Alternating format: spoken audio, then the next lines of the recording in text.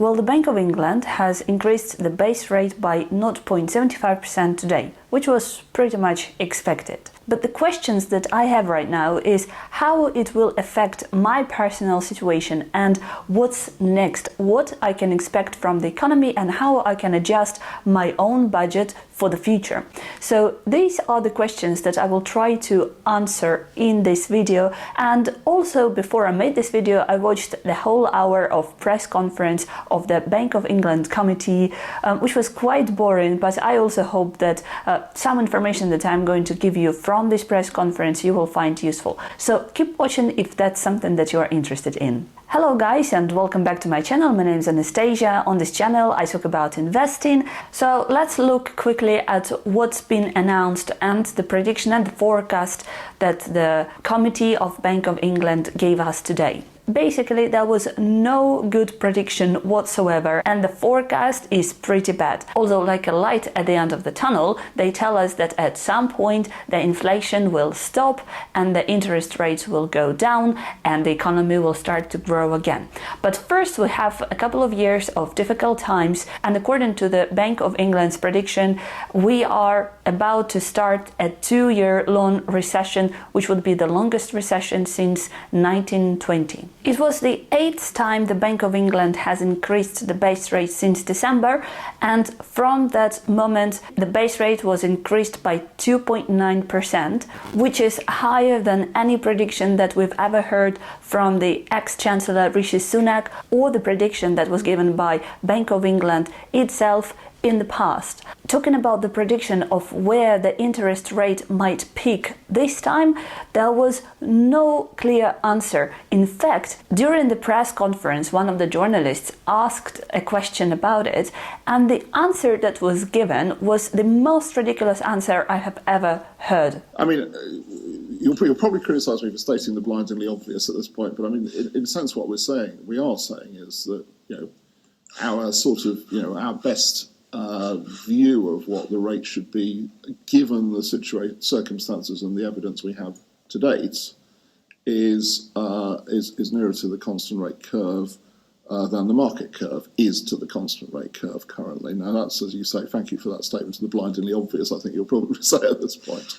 But just to reiterate, I mean, we do not have a precise alternative path, because the reason I have to somewhat labour in my opening remarks the conditioning assumptions is that we've made more changes to the conditioning assumption this time out of necessity than probably we ever have before, actually, because things have happened. But those conditioning assumptions are, of course, an important part of determining sort of the outcome in terms of where the forecast takes you to. We can then apply sort of our judgment over that, which we have done. But our judgment doesn't lead us to a precise number in that sense. So, to rephrase the whole answer in a very simple language, I think the guy meant that he doesn't really know what the exact number might be. And another quite interesting detail worth mentioning, 2 members of the committee didn't agree on the increase of the base rate this time by 0.75%, which indicates that even inside the members of the Bank of England committee, there are disagreements, and there are experts that think that this approach is not the best, considering the other circumstances that the whole economy and the country is in. In fact, another journalist during the press conference asked the question of how they expect people being able to pay for their mortgages, for their groceries, and the bills for gas and electricity that have already increased massively and are likely to continue increasing in the future. And the answer of the Bank of England was... Well, it's a very good question, Faisal. I want to start by saying that we do understand the difficulties of the situation we're in and the difficulties that mortgage holders face. What I would say, however, is I would say 2 things. First of all, if we don't take action to bring inflation down, it gets worse. I've said this before, but I will say it again. There is no easy outcome to this in that sense, and that's important. So what's worse, the higher inflation or the high interest rates? Well, it depends on your personal circumstances and your situation. The inflation stays at around 10%, which is super high, and it is expected to stay at more or less the same level for the next year or so until it drops somewhere in the middle of 2024, but this drop is predicted to be rapid. The inflation is just one side to a story. The interest rate will definitely slow the inflation down, but at the same time it will affect the majority of people in England, because most of us nowadays in my age group have a mortgage, and it's okay if you fixed your rate for 5 years in the last year or so. But if you have to remortgage your house, and according to the statistics, every month 100,000 mortgages have to come off their fixed rate, there is a very high chance that you are among those who will have to find more money each month to continue their mortgage repayments. And what will happen if you cannot continue paying the mortgage off? Well, unfortunately, it will mean that you will lose your house, and most probably you will have to move into a rental accommodation. There are property investors who have mortgages on their properties, including me. So what those people will have to do? And considering that there is already a huge shortage of rental accommodation that everybody is talking about, the solution doesn't seem very simple, and the government will have to take more actions to find it, because right now I don't see the solution to the situation. Will the property market crash? Most probably yes.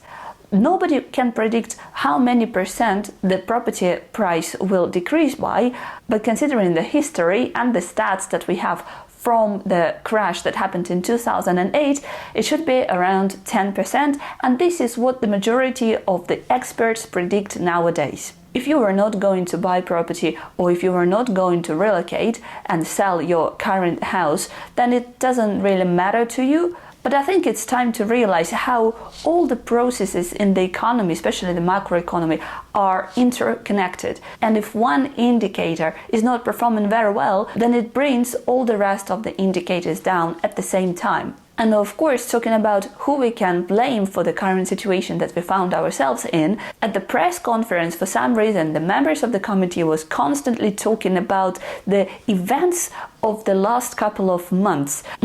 Let's think what those events might have been. Obviously, they're talking about Liz Truss and its mini budget. But in my opinion, the whole situation and the whole problem started much earlier, starting with lockdowns and the coronavirus, and then the war in Ukraine, which was caused by Russia and which couldn't be predicted by anybody. So according to the words of the Bank of England committee members, there are several parts that are contributing towards the inflation nowadays.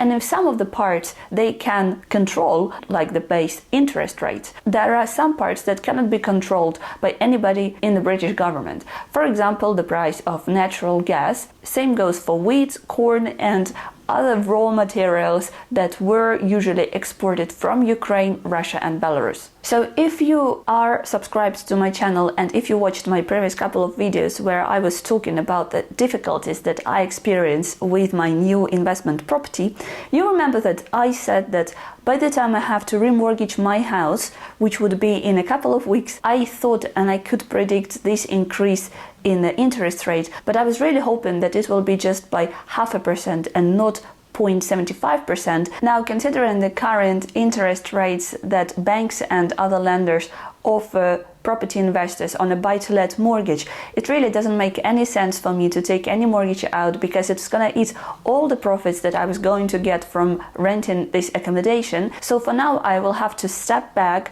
and wait for the whole storm to calm down at least a little bit. I don't believe the statement that banks and lenders are not going to increase their fixed rate mortgages, because they have apparently already priced the current base rate increase in, because look at this graph, which was posted by Genuine Impact on their Instagram page. As you can see, it shows the inflation rate and the base interest rate in different countries. If you look at it, you will see that the majority of countries in the European zone, including America and the UK, are below the rate of inflation, which means that the central banks of these countries still have a long way to go before they reach the rate of inflation. Well, I think it's pretty clear that today we haven't heard any good news, so let's hope that in a couple of months we will hear at least something positive from these same people.